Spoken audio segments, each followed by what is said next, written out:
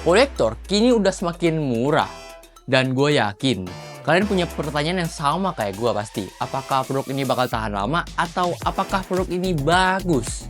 Yuk kita bahas sama-sama, ini dia Xgo DX2.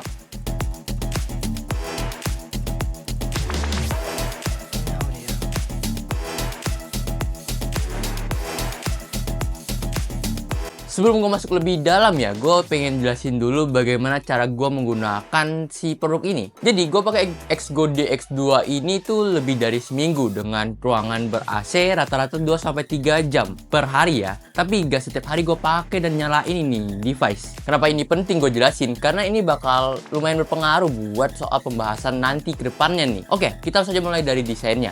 Karena ini proyektor portable ya, bentuknya tuh kecil dan mudah dibawa kemana-mana lah, ringan gitu. Jadi nggak ribet kalau mau dibawa kemana-mana kan. Ukurannya itu cuma ada di panjangnya 18,5, lebarnya di 13,6, tingginya ada di 8,8 cm. Beratnya pun cuma di 800 gram. Ini cukup kecil kan. Cocok lah buat kalian-kalian yang mau nobar bola tapi nggak tempat yang terlalu proper gitu, ataupun mau acara tahun baru gitu. Kan udah deket nih acara tahun baru nih kan. Nah, kalau kita cek di bagian belakangnya, ini ada beberapa port yang kalian bisa temukan buat nyambung ke perangkat lain juga lah. Lalu ada juga tombol pengatur kemiringannya yang ada di samping port-port itu. Di atasnya juga ada tombol untuk atur fokus dan juga tombol power. Simpel aja lah penomboran di proyektor satu ini, nggak ribet gitu.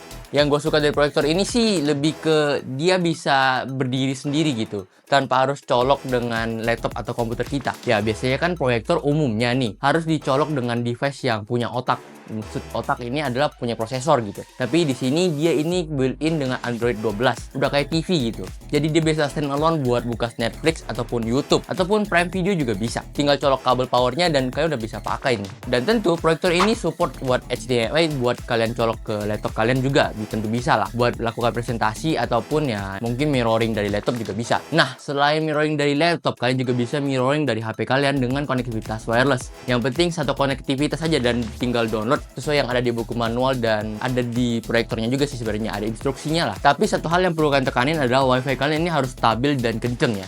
Kalau nggak stabil dia mungkin akan ganggu banget lah, sering putus-putus gitu. Soal kualitas gambar dan suara sih gue oke ini ya, dengan harga yang dibawakan ini cukup affordable soalnya. Speaker built-innya cukup jernih, akses kontrolnya juga udah bisa pakai remote. Video dari kualitas proyektornya juga udah cukup tajam lah warnanya, yang nggak terlalu buram gitu.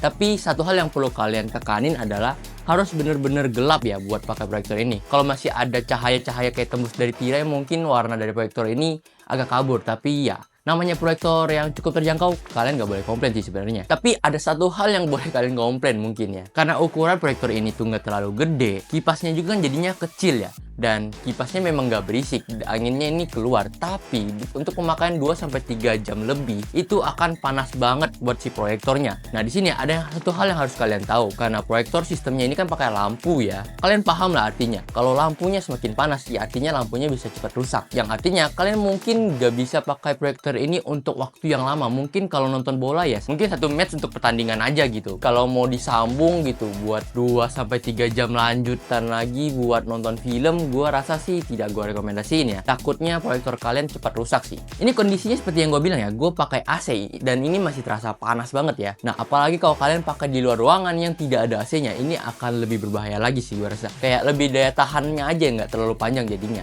Tapi ya mau gimana, harga dari proyektor ini ya cukup murah sih ya. Xgo DX2 ini cuma dibanderol dong harga 800 ribuan dan kalian udah bisa manfaatin fitur-fitur seperti TV yang bisa stand alone gitu, dan juga udah dapat built-in speaker dan hasil yang udah cukup oke lah, selayaknya proyektor pada umumnya. Ya minusnya cuma di sisi cooling dari si proyektornya. Mungkin kalian taruh kipas di sampingnya ya bisa meminimalisir lah kalian panas dari si proyektor ini. So mungkin segitu dulu untuk pesan gua kali ini, dan pastikan kalian beli proyektor ini sesuai dengan yang gue udah bahas tadi ya. Kalian perlu dan pakainya itu jangan terlalu lama biar daya tahannya bisa untuk jangka panjang. Segitu dulu untuk pesan gue kali ini. Like dan suka channel ini kalau channel ini bermanfaat. Kasih tau gue produk apa lagi yang pengen gue bahas. Segitu dulu.